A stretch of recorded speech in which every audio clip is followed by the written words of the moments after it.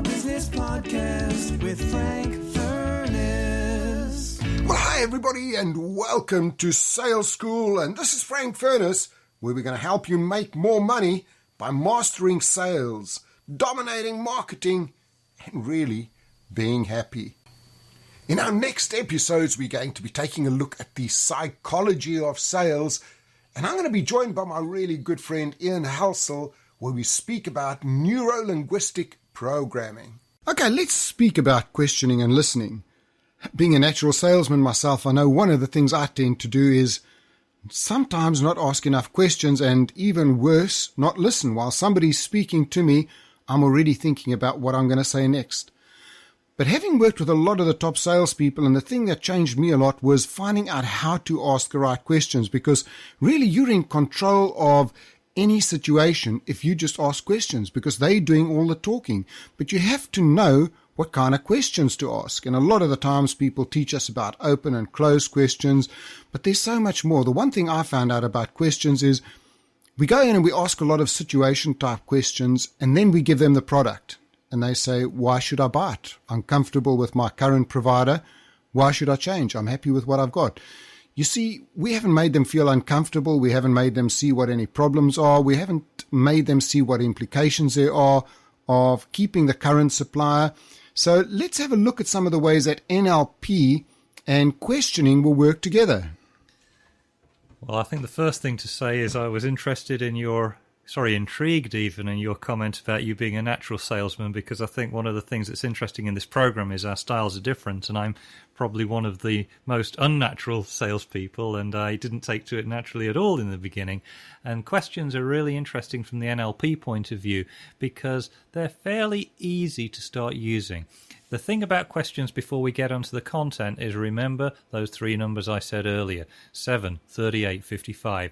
7% of your communication is the question.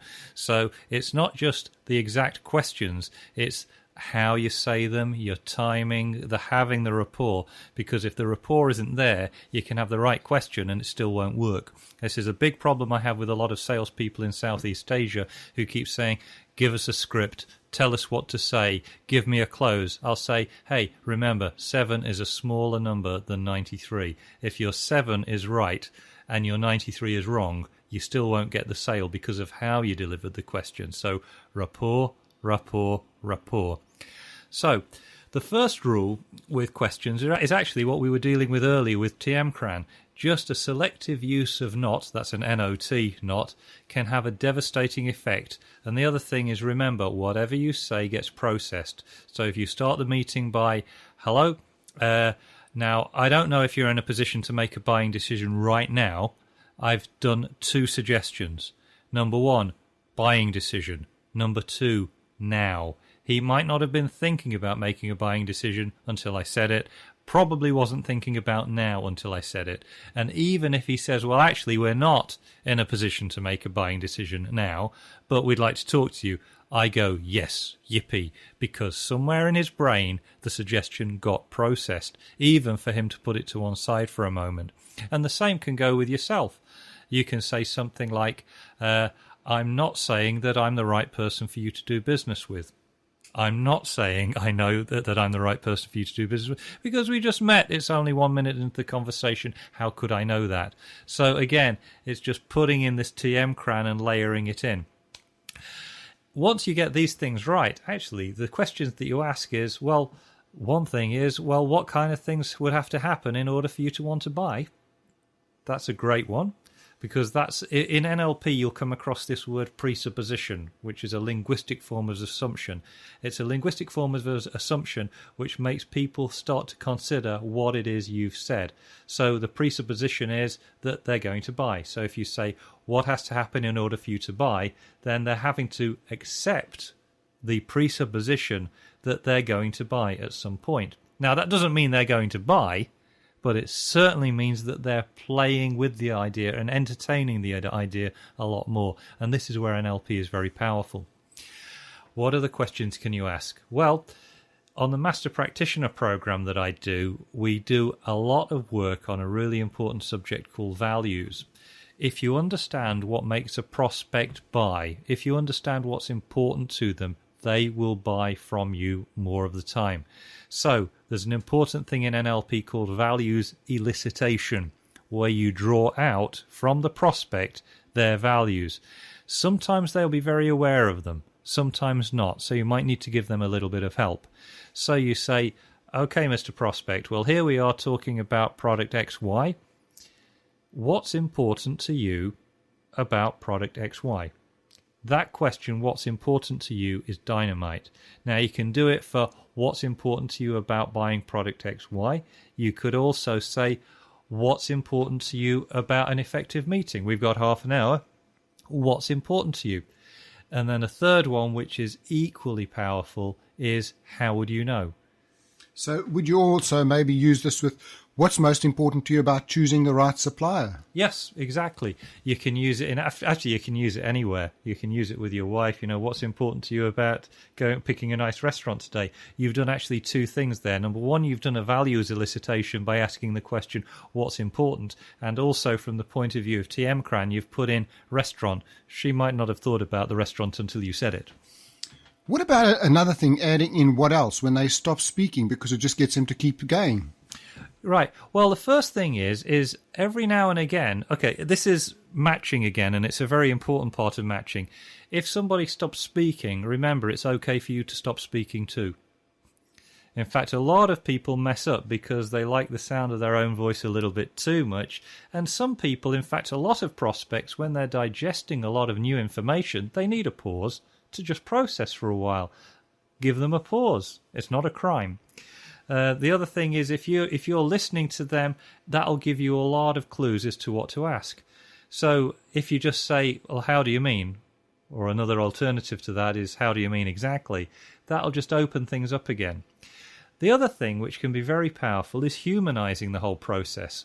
A lot of salespeople, they get so polished, so mechanical, so automatic. It's like watching a video, there's no interaction. And frankly, people's attention will drift.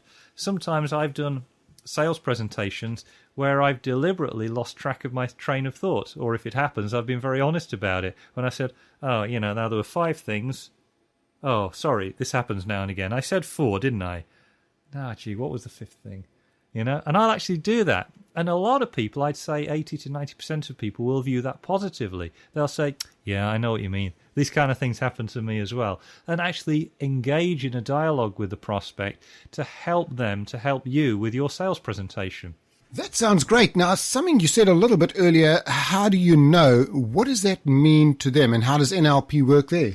Okay, well, NLP works in the construction of the question. Firstly, if you say, how do you know, it has a presupposition that they know.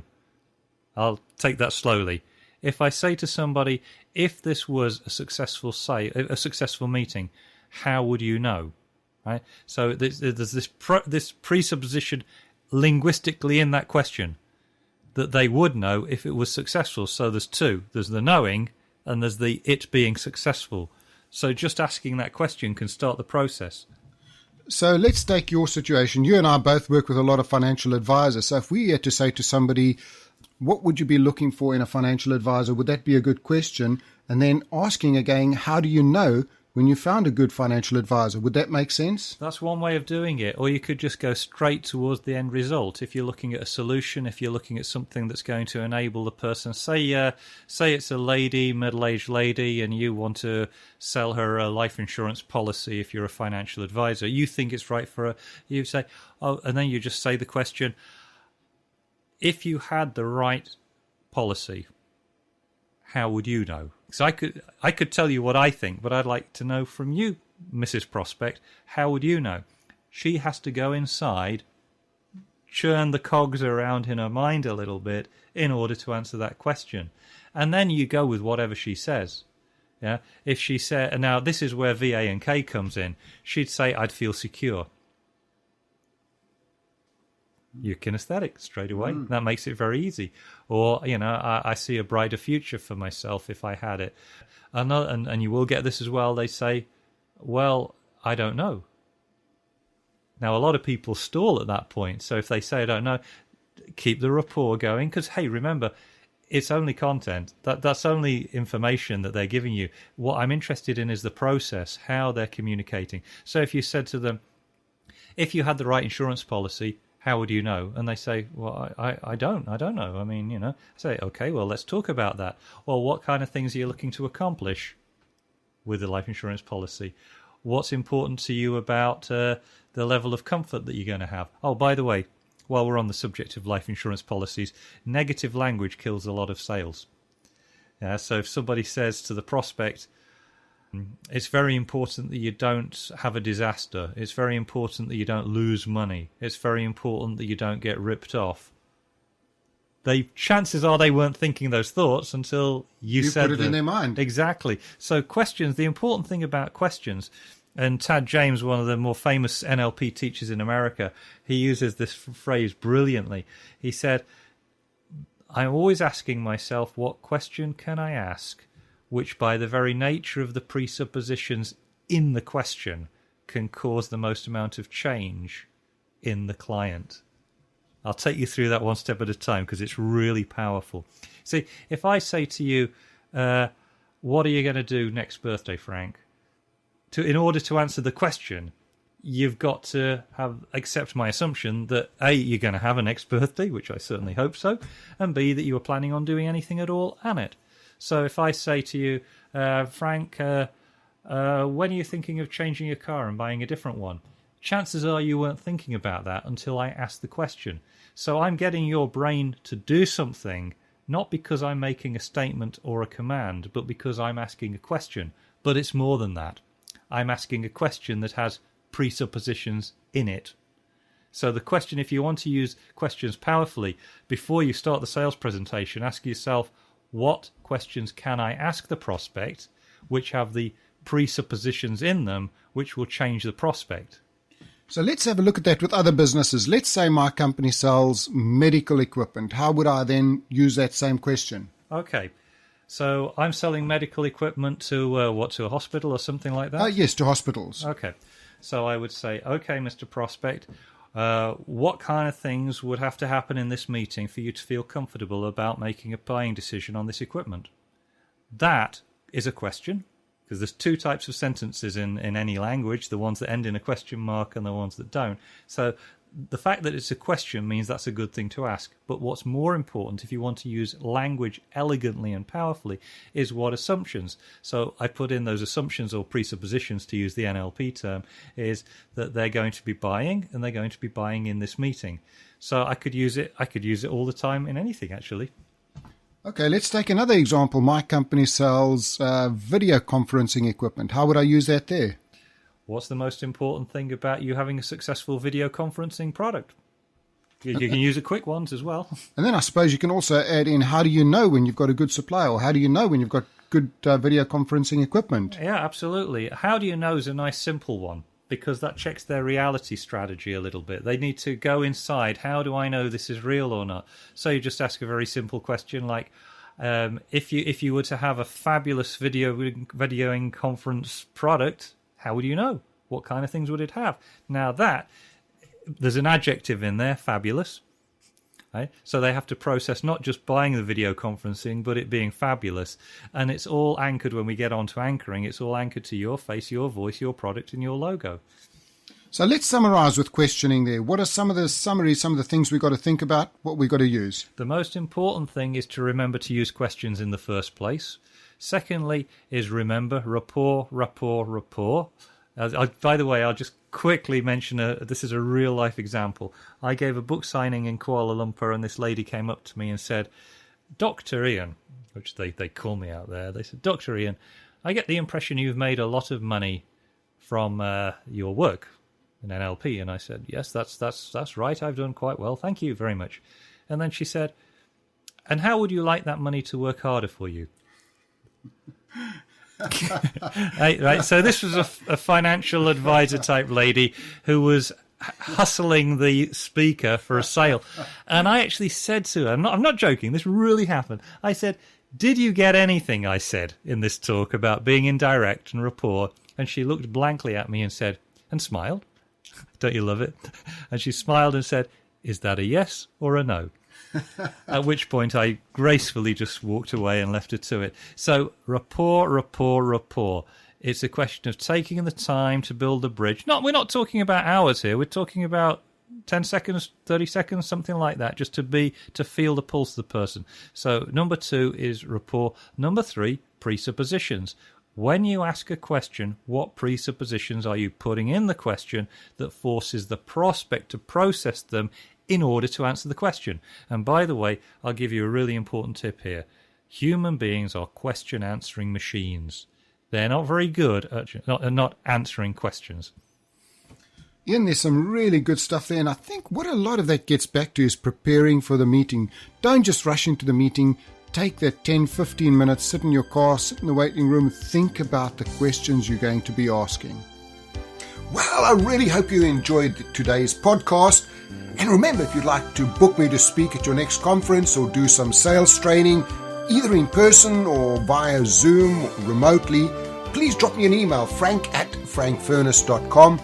Also, please take a look at my website, frankfurness.com, and take a look at some of my courses on productivitycenter.com.